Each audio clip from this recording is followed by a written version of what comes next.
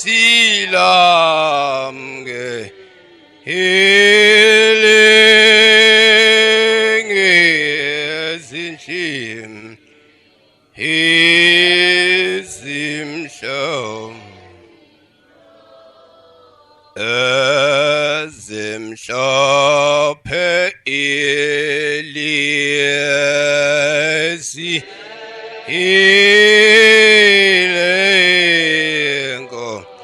who sees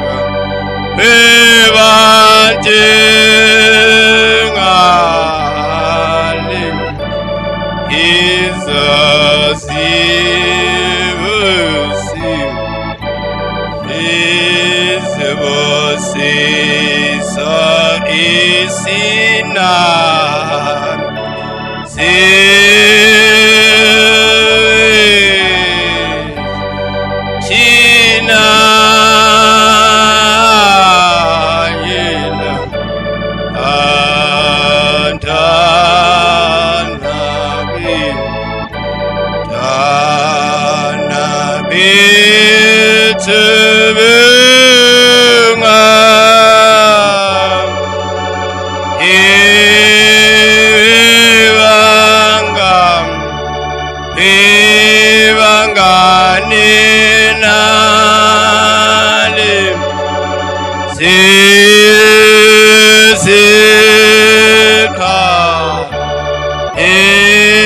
zikama eje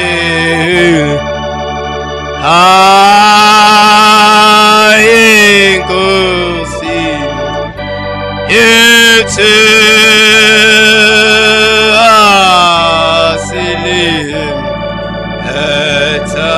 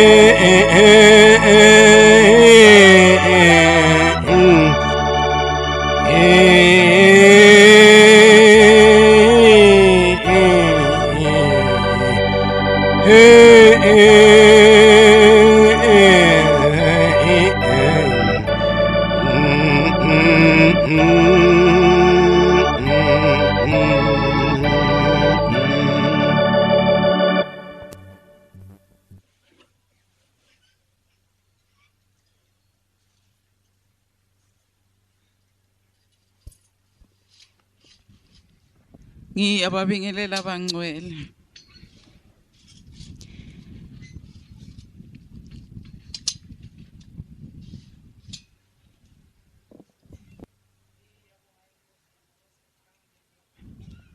Ukungipha ukuphila, ngizibongele Nkosi yami nokukhonjwa umuno ukuthi indaba kaNkulunkulu. Asike sibuyele kuJehova ngananka amazwi asuka kuThimothi wokuqala isahluko 4.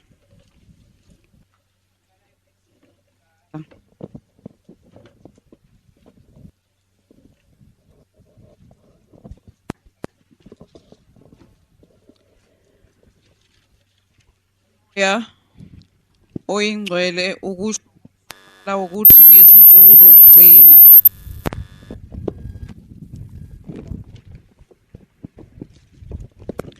phinde futhi umoya oyingcwele ukusho ngokusobala ukuthi ngezinsuku zokugcina abanye bayohlubuka ekukholweni babambelele kokufundiswa yimimoya emibi edukisayo nasezifundisweni zamadimoni.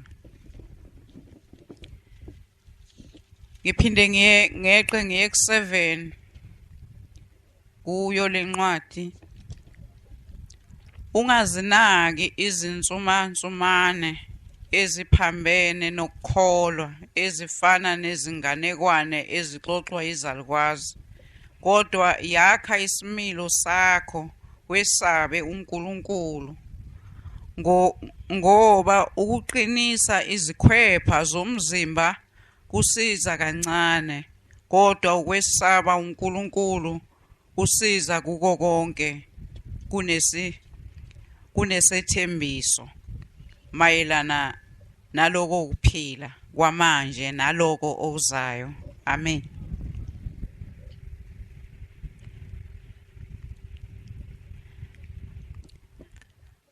Isihloko bangcwele sithi ubuNazaretha basemhlabeni nobuNazaretha basezulwini.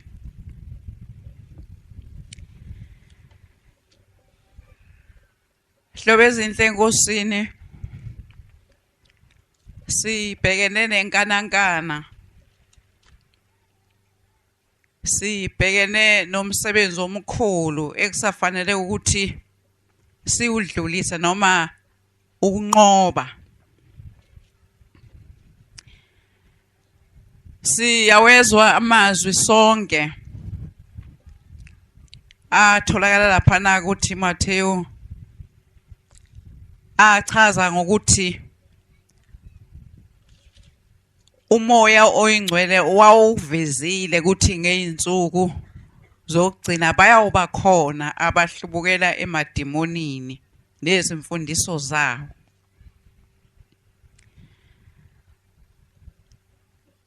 Bantwana bokholwa, njengoba silapha asinawo amahloni okuba lapha ngoba asibekiwe ngumuntu, kodwa sibekwe ngowazi konke, sibekwe umuntu othunywe ngulona abambiza ngamagama ayizigidi. Ngithi angikhumbuza abangcwele ukuthi abangcwele abambonge ubaba ilanga kanye nami. Lolu suku lanamuhla lungikhumbuza inkulumo eyakhulunywa ngibaba ilanga mhlazana ephemba lelibandla. Ithi ke inkosi ilanga esithunyweni sayo, lona ngimkhetha ngoba engayena wakaShembe.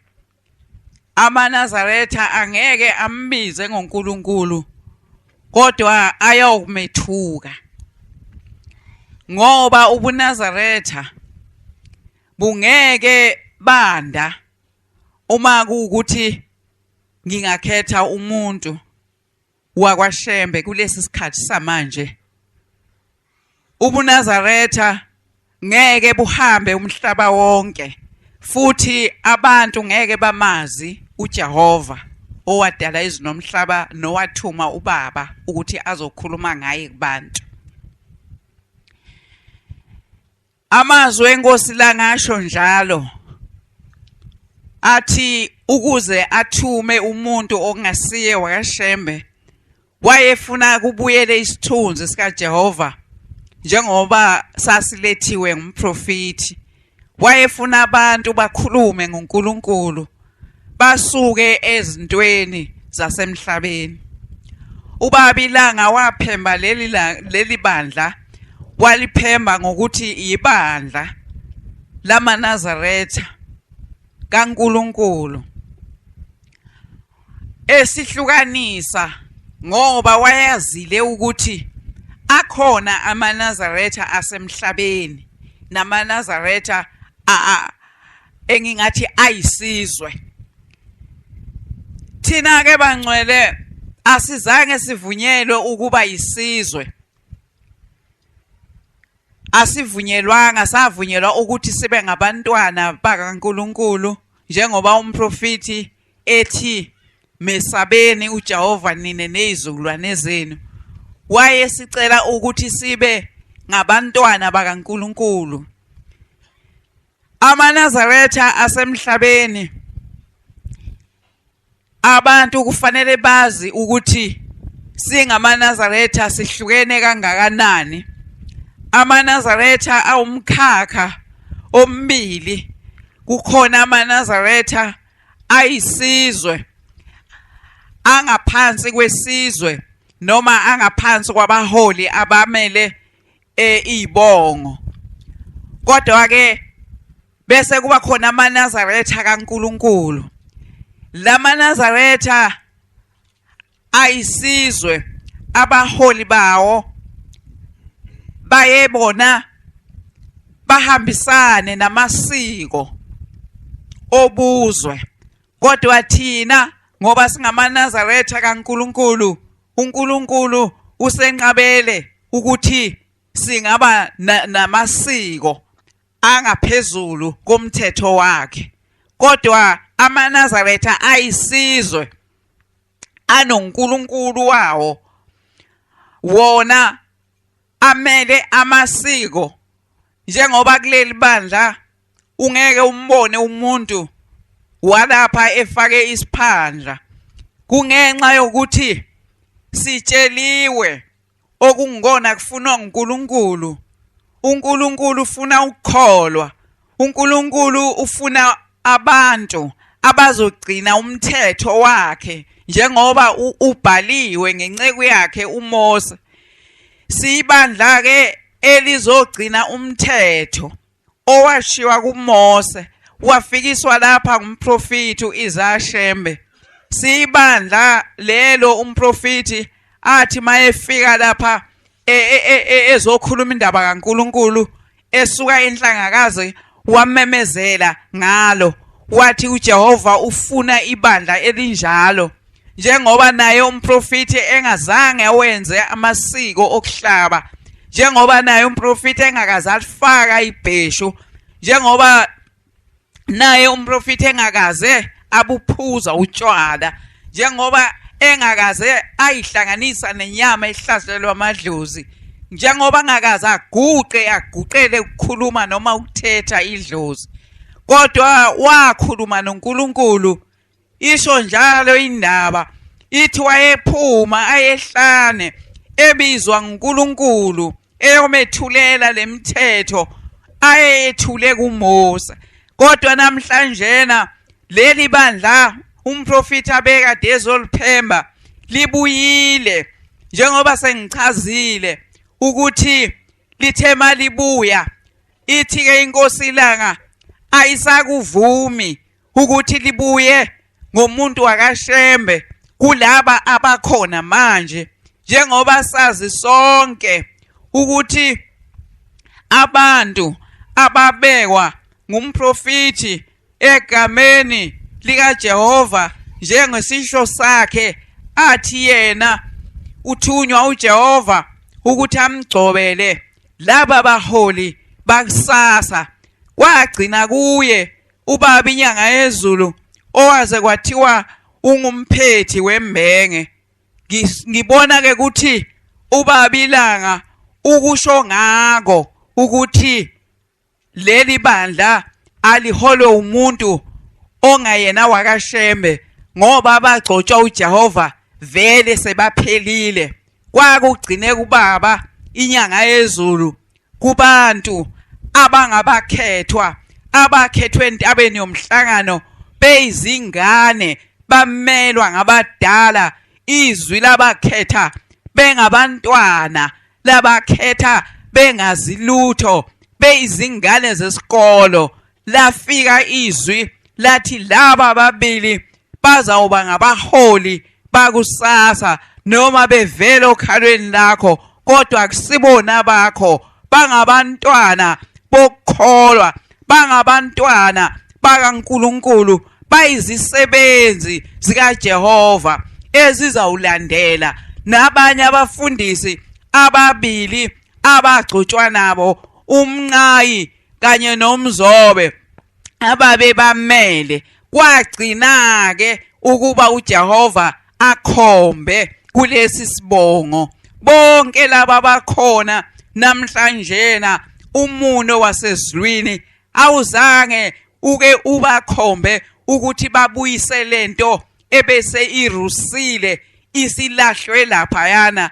Kukhethwe umuntu ozokwazi ukuthi angene nalapha ekone khona, ngoba ethunyiwe, ngoba angeke azibona naye emkhulu, angeke azibona naye esengishembe. Wasibona ubaba ilanga lesi sibongo, uma ngabe manje sebuka epopola, wabona ukuthi lesi zulwane salesi sibongo esikhona namhlanje asikho esingaphemba lento kaJehova, ngoba bonke baphemba into yabo.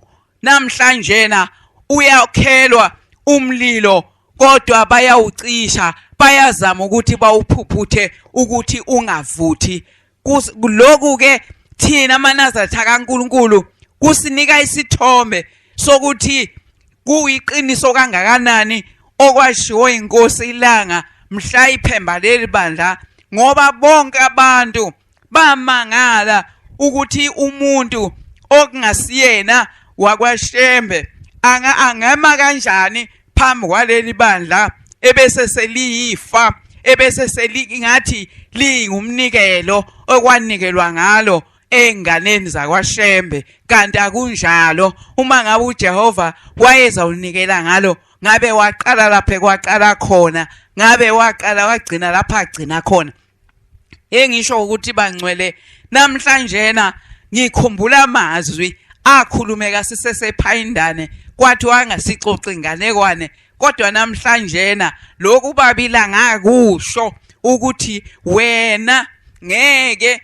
ubizwe ngoNkulunkulu kodwa wena uzothukwa namhla siyabona kuyenzeka konke lokhu ubabilanga akusho kodwa ke amazwi asiqinisayo athi ukulwa ngezikhwepha akusizi lutho kusiza kancane kodwa ukwesaba uNkulunkulu kuyizinto zonke bantwana bokholwa njengoba silapha kufanele simbonge uJehova ukuthi uNkulunkulu wenqabile nathi ukuthi siyongena emshungwini wokudumisa abantu silahle lokho kwashiwo ngumprofeti thina njengamaNazaretha kaNkulunkulu asisoze sagudluka emthethweni kaNkulunkulu njengoba ngichaza ukuthi isihloko enginaso sithi amaNazaretha asemhlabeni namaNazaretha asezulwini abantu kufanele bazi ukuthi kukhona amaNazaretha asemhlabeni amaNazaretha bese kuba khona amaNazaretha asezulwini amaNazaretha asezulwini ayenqatshelwa ukuba aguqele abangasekho ayanqatshelwa ukuhlaba ahlabele imindeni engasekho uJehova uwenqabele izigaba eziningi wathi bangabi nabo abanye uNkulunkulu bangabahlabeli bangabakhonzi thina amaNazaretha kaNkulunkulu senqatshelwe ukugciza amasiko obuzwe ngoba amasiko kaNkulunkulu manengi kithi ayasenela amasiko obuzwe angawokuzidumisa thina kodwa amasiko asezulwini athi asesabe uJehova angawokudumisa uJehova njengoba silapha asinawo amahloni ngoba siyibandla eliqala kabusha lendlela vele inezidindi lendlela vele ihlathi into kaNkulunkulu sesifuna lapho ibikade ilahleke khona akekho umuntu ongekho kuNkulunkulu ongajabulela ukubona udumo likaNkulunkulu lubuya emhlabeni ekubeni bese lungcwatshiwe ekubeni bese behleli phezwalo abaholi babo selisihlalo sebeqhwakele kuso kodwa namhlanje na uma seyithintithwa ihlalo nodumo likaNkulunkulu lubiselwa kuye njengoba eshilo wafika nalento ethi udumo alube kuye owenza izulu nomhlaba uma sekubuyela kumnikazi wako abakwazi abantu ukuthi bakujabulele ukwephucwa udumo lukaJehova ebese behlobe ngalo thina ke singamaNazaretha kaNkulunkulu thina siyibandla likaMenzi wezulu nomhlaba thina singabasekela uJehova thina singabantu abalwela ukuthi udumo lukaJehova alubuyele kuye njengokusho kwamprofeti mayefika ehlisa iziyalo ezibhala phansi washiya isitshelile ukuthi udumo aluye kuJehova akasilayela ngamuntu namadodana akhe amabili afika asho njalo athi lolu dumo aluye kuye owadala izulu nomhlaba sibandla ke abantwana basekuphakameni eliqaleke kanjalo futhi esingeke sagudluka emthethweni kaNkulunkulu asihawukeli lutho kulabo abasele ezintweni ezingafunwa uNkulunkulu. Singeke sabuyela ezidwabeni. Asibuyeli ezidwabeni ngoba izidwaba sasitshelwe kahle ekhaya esisuka kulo ukuthi zifakelwa umndeni ongasekho. Singeke ke sifake into esithi masibheka eBhayibhelini singawuthola umlando wayo, esithi uma sithola emthethweni yethulwe nguMose singayitholi ukuthi isima kanjani. Sisusiwe kuyo yonke indawo, kwathiwa kufanele sibheke emthethweni kaMose. Yonke i-address yethu ilapho. Asinawo amahloni. Bese ngithi ke bangcwele, osukwini lanamhlanje ngikhumbula izinsuku ezedlule. Ngikhumbula lapho iNkosi langa ithi leli bandla akusilona elayo, ithi akusilo nelabafowabo, akusilo nelamadodana akhe, ithi kepha ibandla likaNkulunkulu. Kodwa okwafika isikhathi esifikayo noma kuphi, kwafika ukhozi, lafika layihlwitha lento, lwathi mase luyihlwithile lase luyitshinga, kwase kufakwa okungesiko. Yiloko bantwana basekuphakameni namhlanje kuneyinguzunga zamatshe endleleni esikuyo, ngoba silwisela ukuthi asibuyele lapho uJehova asisuse khona. Ithi ke indaba namuhla, amaNazaretha asemhlabeni namaNazaretha asezulwini ayizinto ezimbili ezihlukene. Abakhetha uNkulunkulu, abakhetha ukuthi baholwe nguNkulunkulu nomoya oyingcwele, baye bangene ebandleni likaJehova elikubizwa ngokuthi ngamaNazaretha. Kodwa abafuna ubuzwe nabafuna ukuguqela abangasekho bese baya lapho ekunamakhosi khona akwaShembe, njengamakhosi ezizwe zonke. Nami ngiguqe lapha nje khona yakhona wakithi kaNxumalo, kodwa ngeke kwaqanjwa manga kuthiwe ngamakhosi asezulwini angawesizwe sakithi kaNdwandwe. Bakhona ke namuhla abangamaNazaretha esizwe. Thina asisiwona amaNazaretha esizwe, kodwa singamaNazaretha, singabantwana baNkulunkulu. Laba abangamaNazaretha esizwe bathi bona abakwazi ukuphathwa ngenkolo yamaJuda.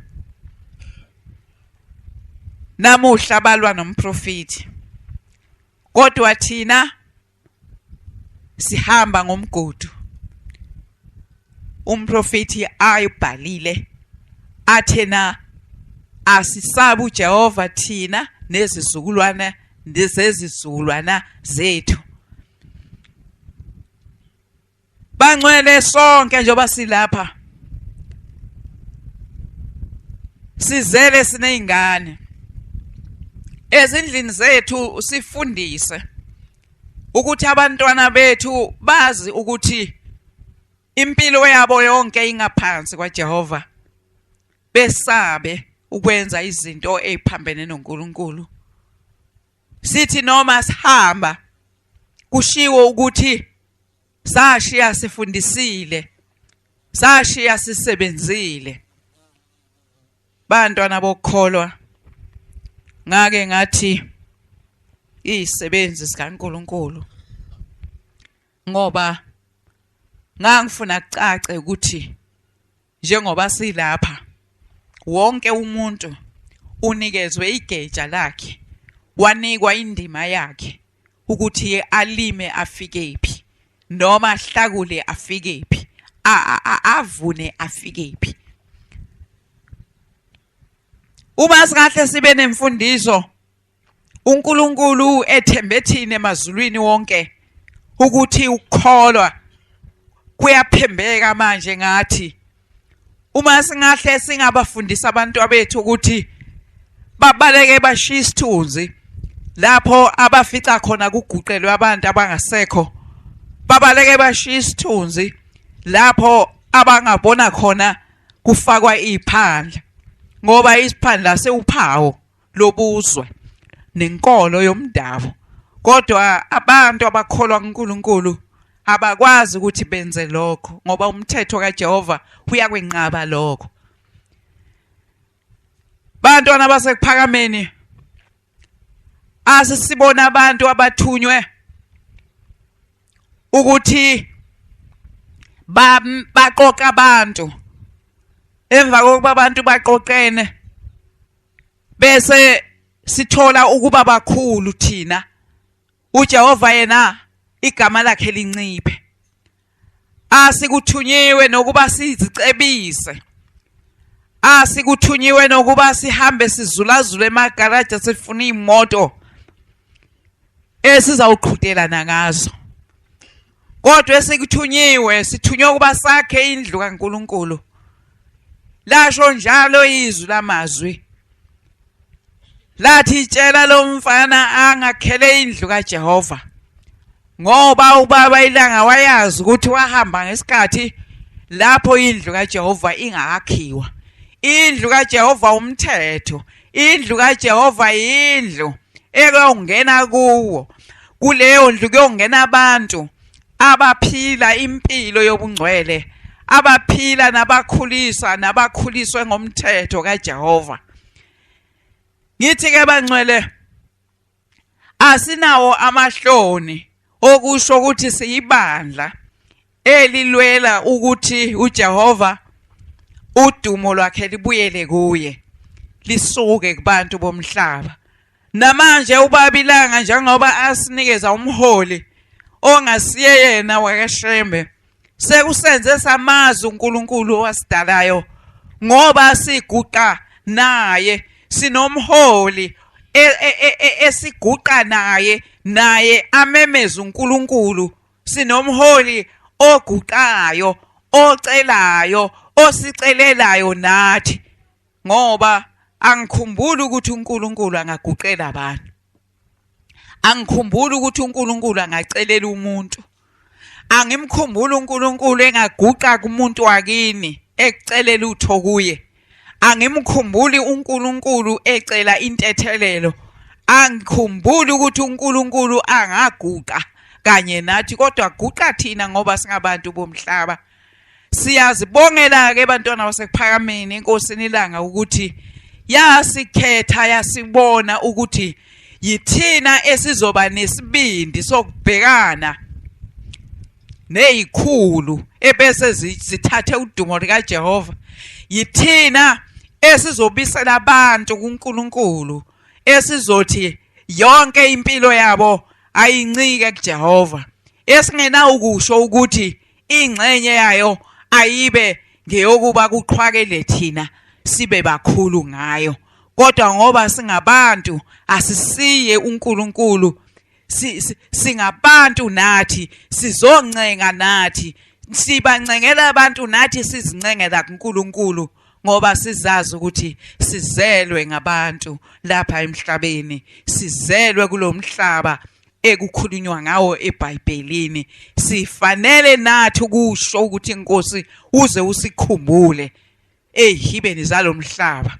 Uma ngabe umholi wethu abenguNkulunkulu ubengeke aguqe, ngoba akekho uNkulunkulu ongaguqa ayengazeke ukuthi uguqela abantu, ngoba ngabe konke kuphethwe nguye, ngabe sicela kuye ukuthi uze usikhumbule sihlushwa yilokhu nalokho. Kodwa namuhla asikwenzi lokho, kodwa size sizocela kuNkulunkulu, siza kuye njengomuntu ongumholi wethu, naye ewumuntu walapha emhlabeni, naye ecela kuNkulunkulu lokho esisuke sicela. Lokho sekusenze saba nolwazi olunzima olungeke latholwa ngamaNazaretha esizwe, kodwa lolu lwazi luyotholwa ngabantu abasuke bezimisele abakhetha uJehova.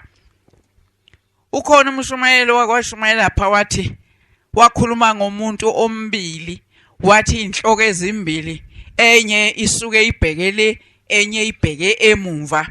Namhlanje sikubone ngamehlo lokho ukuthi kukhona kuyenzeka ukuthi ngapha ebunzini ube umuntu engathi ukhulumela uNkulunkulu, ngapha ngemumva kulobu buso obheke ngemumva buthi uNkulunkulu nguwe, akusiyena lona okhonjwe ezulwini, nguJehova, nguNkulunkulu. Engisho ukuthi ke siyazibongela abantwana bokholwa, sibonga ukwethenjwa ngiJehova, sibonga uba uJehova asikhethe ukuthi lendlu kaJehova ingiza ukakhiwa, lo mbuso nalentando kaNkulunkulu eyenziwe ezulwini iza ukwehla yenziwe nalapha emhlabeni ngenxa yomyalezo ofika ngathi, ngenxa yomyalezo ofika kumuntu okhethiwe ukuthi ahole leli bandla, alifundise ngoJehova owadala izulu nomhlaba, alifundise ngokwesaba uNkulunkulu, angalifundisi ukusaba yena.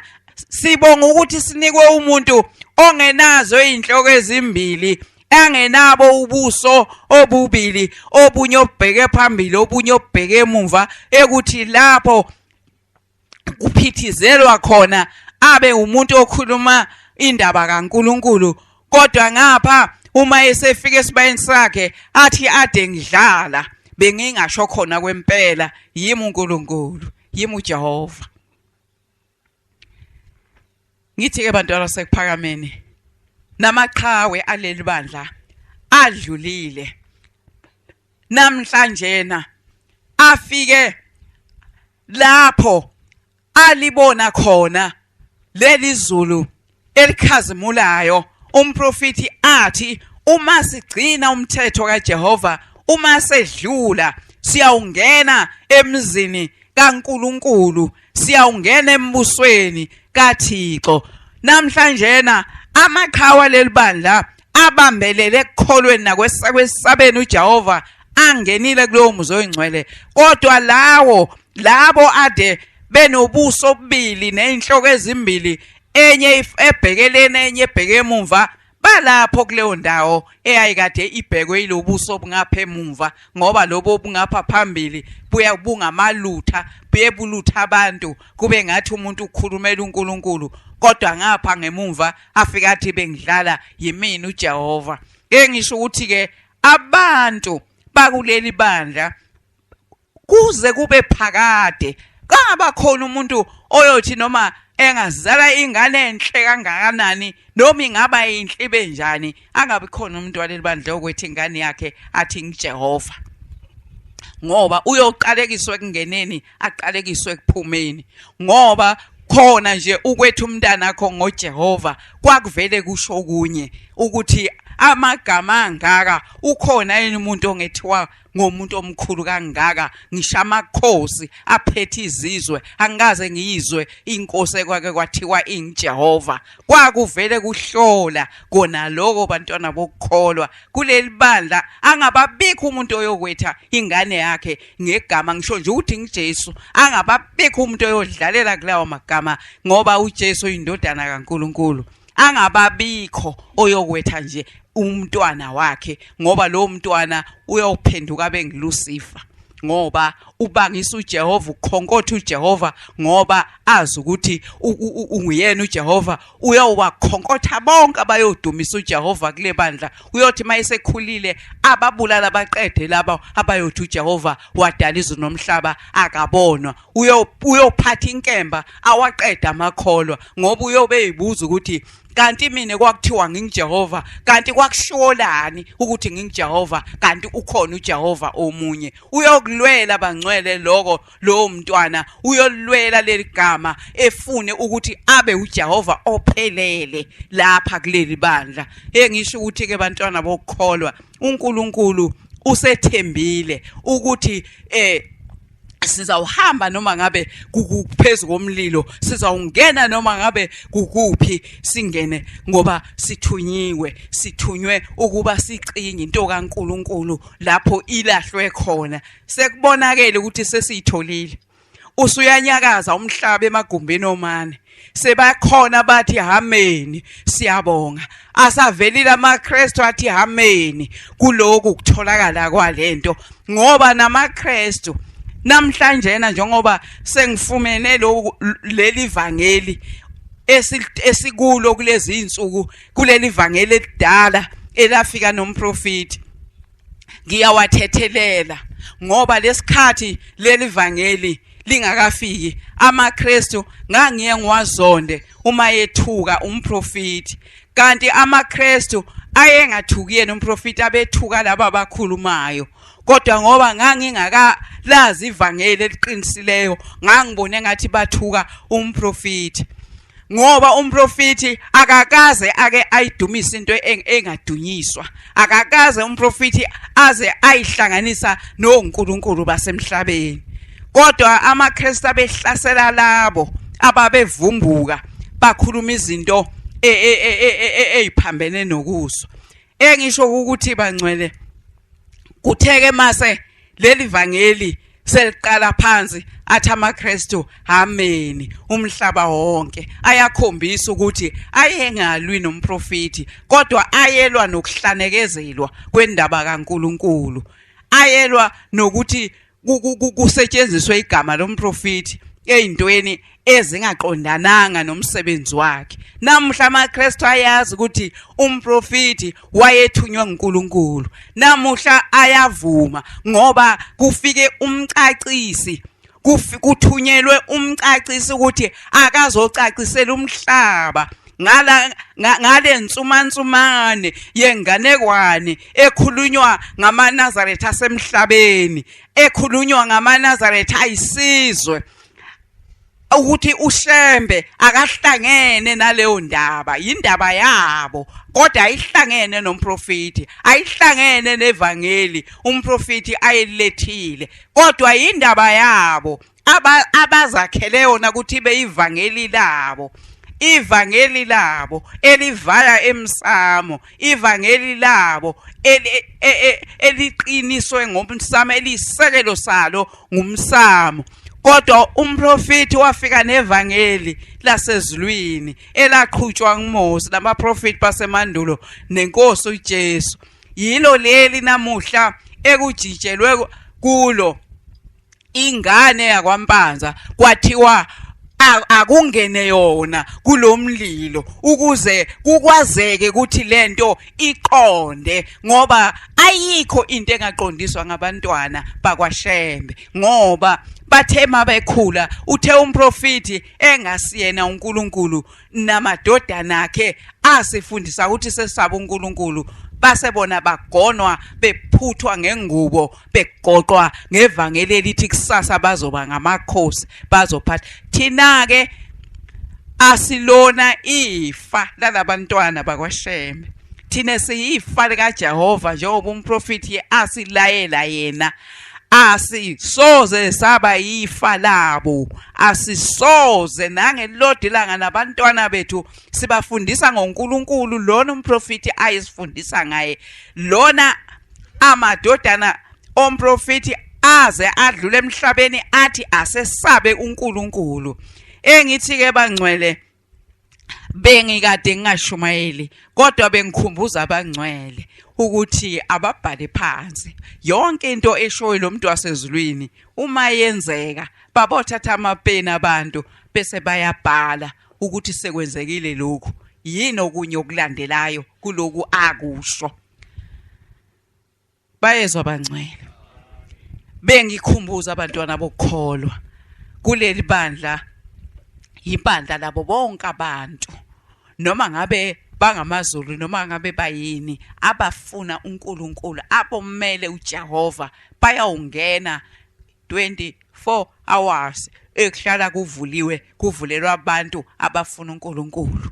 Akabonga uJehova.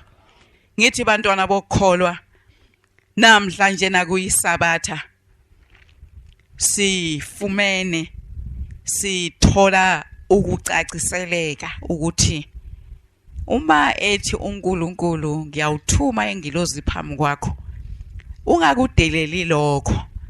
Ithi mayise isho izinto ubese uyibhala lezi zinto bese ubuka ukuthi zizokwenzeka yini. Bathi kabantu lengilozi idimoni, kodwa ke idimoni elineqiniso lengaka elikhuluma iqiniso kangaka sase linikezwa ngibani? Yena uSathane wayengasinika kanjani idimoni eliphakamisa uNkulunkulu ngoba ulapha emhlabeni nje wahambela ukuthi uNkulunkulu umkhulu kunaye. Wayesezosinika kanjani idimoni elingazi ukudumisa yena, elingasifundisa ukudumisa yena, kodwa elisifundisa ukuthi sidumise uNkulunkulu owadala izulu nomhlaba. Engithi ke bangcwele kwenzekile lokhu, asikubhaleni ukuthi sekwedlulile lokhu bese silinda okunye ngoba kaba yiloko kuphela okwakhulunywa. Kunengi esatshelwa ngakho. Kwathiwa kuyovela boShemba abaningi. Omunye usaqeda kumenyezelwa nje kulo leviki. Konke lokho kubhaleni ngoba kwashiwo.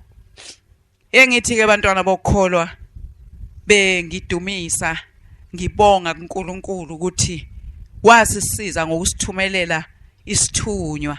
Ngibonga kubaba ilanga ukuthi yonke into asitshela yona siyayibona iyenzeka.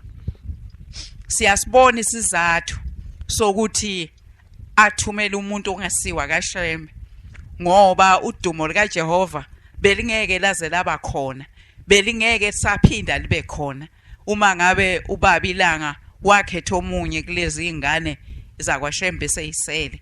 Kodwa ubaba ilanga wayibona phambili lento, wayibona ukuthi ayikho indlu kaNkulunkulu ezokwakhiwa, akukho bantu abayokwazi uJehova uma ngabe ekhetha esiswini sakhe kulabantwana bakhona manje. Wasitshela singazi lutho, wathi wenzela ukuthi abantu abangamaNazaretha kuleli bandla badlule kumholi obaholayo, badlulele kuJehova, bazi ukuthi omkhulu owadala izulu nomhlaba nguJehova. Akashongo ukuthi singamhloniphi, kodwa wasivula amehlo ukuthi wenzela ukuthi sazi ngoJehova wadala izulu nomhlaba. Wasikhipha ukuthi sibe isizwe sakwaShembe, wasibeka ekutheni sibe isizwe esizongena noma sibe isizwe sikaJehova owadala izulu nomhlaba. Ngoba ngizobe lo ngikusho lokhu ngikuphindelela ngoba nezingane zethu siye sibe namahloni uma abantwana bezwa kumenyezelwa uJehova kuthiwa ngulona unguJehova, uJehova ushilo. Singabe sisazi ukuthi abantwana sekumele sithini futhi manje mase kukhona uJehova sokhonjwa lapha eduzane, kodwa ke sebayazi esebahlakaniphile. Ngisho ukuthi ke yiko ke lo ngithi ke owadala izulu nomhlaba ngoba kufuneka abazi abantu ukuthi abantu sebababili oJehova abakhona noma bathathu. Kukhona lo wadala izulu nomhlaba bese kuba khona lona ongalidalanga izulu nomhlaba. Kukhona lona thina esimguqele ongeke aguqa bese kuba khona uJehova njena oguqa nabantu naye acela intethelelo njengathi. Bantwana basekuphakameni nani yoba singamaNazaretha kaNkulunkulu kukhona abaphumela obala bathi bona bayisizwe sakwaShembe. Thina ke bantwana basekuphakameni uJehova akakuvumanga ukuthi sibe isizwe noma sibe yifa lalabantwana bakwaShembe. Asizona inkomo, kungako nje singeke saya sawubangwa ngisho ezinkantolo, asibangwa umuntu ngoba izwi lathi asibe ngamaNazaretha kaNkulunkulu. Kungako nje ungeke usibone lapha ezinkantolo sihamba sibhiyoza lapha yana ngoba asikho ekubeni yifa lalaba bantwana. Thina siyifa likaJehova, thina salandela amazwi omprofeti. Kungako nje singeke nje nisibone sibhiyoza siya lapha ngoba asibangwa ngumuntu, asibangwa umuntu ngoba saphumela eshashalazeni sazisho ukuthi thina singamaNazaretha kaNkuluNkulu kusho osithumileyo ukuthi asibe ibandla likaJehova. Bantwana bokholwa, ngithi engathi uNkulunkulu kubafowethu, engathi uNkulunkulu einganeni zethu nodadewethu nomama abasivakashele noma abezile nabo ukuzokhonza uNkulunkulu wasekuphakameni owathi umprofeti igama lakhe ngiJehova. uNkulunkulu wasekuphakameni nguJehova lo wadala izulu nomhlaba. Engathi angababuka abese uyahlola abakhumbule kuloko abezile abazothekela ukukholwa bafike nezitshe ezingavuzi abazokwethekela ukuphila. uNkulunkulu wethu esimkhonzayo uJehova akuqede ukufa, aqede ukuhlupheka abeze ngako kuthi lokho ebekade kubahluphile ngokungena kulendlu kaJehova, uJehova abese uyabanqobela nabahlushwa yizitha emsebenzini ezibavukele, kodwa mase bengene lapha bezobika kuNkulunkulu ongabulali kodwa okhuluma nenhliziyo yomuntu ohluphayo abese uyathoba uma ngabe edalelwe ukuthi agcine angumntwana kaNkulunkulu. Siyabacelela ukuthi mase befikile abafowethu lo Jehova wasithandayo abese uyabathanda njengoba namhlanje na sisha ngeimoto mhlambe sasengenaso ngisho isihliphi lesi esifunwa umsamo, kodwa ngokuthi sithathe umthetho kaNkulunkulu sasiyakwazi ukuthi emsebenzini esisebenzayo bese sibona ukuthi ngikwazi ukuhamba nabantwana ngenyawo, ikhona imoto engiyibone lapha ngingakwazi ukuyithatha ngiyothenga ngoba sakhishwe emakhamandela omsamo lapho ekwakufuneka khona izinkabi ezinonileyo nezintondolo ekwakufanele ukuthi siyithengela abantu esingabazi ukuthi baphi bagcinwe phi, baze bazocela inyama emhlabeni nje bagcinwe phi lapha bagcinwe khona.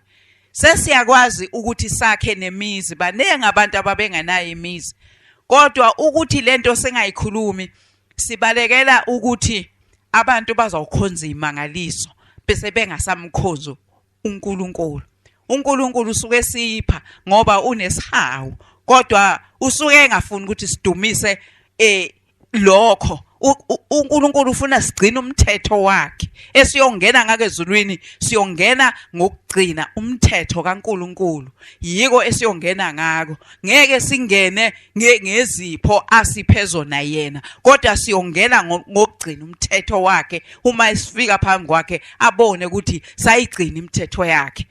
Ngisho ukuthi njena usuke esizwela ngoba sisekulomhlaba kukunengi esikudingayo, kukunengi okusihluphayo, abese uNkulunkulu esikhombisa ukuthi indlebe yakhe iseduze nathi nesandla sakhe siseduze nathi abese uyasenzela. Asikhulumi ke ngako, angeke usizwe sishumayela ngako ukuthi kuveleni, asikhulumi ngaloko ngoba asifuni into ezoba yimbambezela.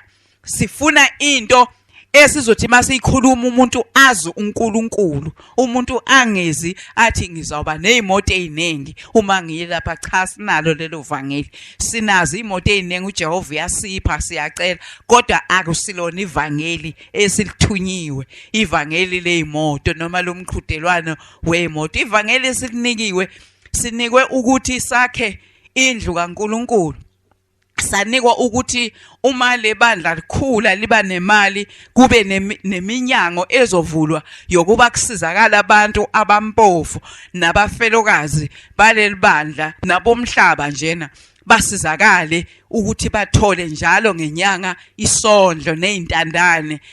Asinikwanga ivangeli lokuthi siyoduma ngokuhidelwe izimoto, siyoduma ngezimoto ezibizayo, kodwa phakathi ebandleni kunabafelokazi abalala bangadlile, kunezintandane ezingasayile esikolweni ngoba zingazi zawufundiswa ngibani.